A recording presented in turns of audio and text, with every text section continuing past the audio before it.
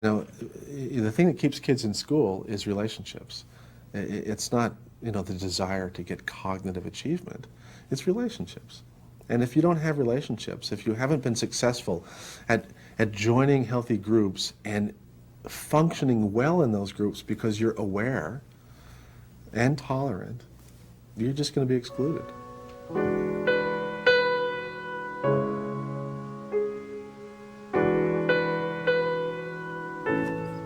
Well, there are children who have this sense of kind of being oblivious.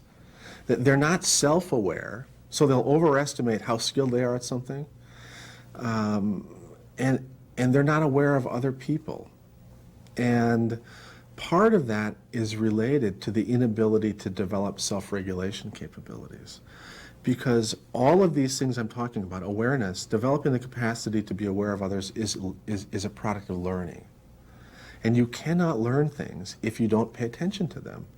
And if you have a self-regulation problem, and for every tiny little noise, you're sort of looking over there, and every time somebody gets you frustrated, you get really overwhelmed, and it takes a while to calm down, you're missing out on all kinds of opportunities to learn emotional, social, and cognitive things. And you're missing out on the opportunities to observe all these other skills that people have, all these differences from you, and to observe where your strengths are in comparison with all these other children. So you're completely oblivious. And that's what, a teacher will see that with a child who will appear to be somewhat insensitive. They may do something that doesn't really seem to be mean, but it hurts somebody's feelings, and the child's just kind of unaware. Well, what do you mean? I didn't do anything. They're not attuned to someone else. They're not good observers. And again, the inability to observe is very often related to the inability to self-regulate.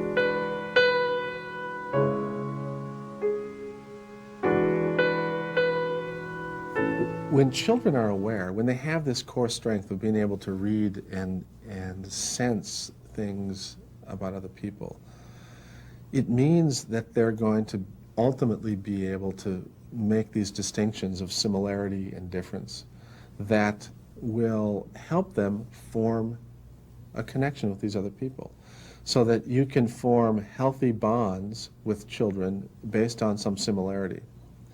And that creates an atmosphere in the classroom that is safer. Children feel safer when they're connected to other people, when they have relationships with friends, when they have groups of connection. It makes them safer. And it also is a way to feel included. Children who are a part of a healthy group are much less likely to be marginalized and feel hostile and aggressive towards others. And when they get frustrated, even if a child has self-regulation problems, they want to lash out, there'll be a moment where their peer group can contain that, where a friend will say, don't do that, or he's okay, even though you might want to go after another child.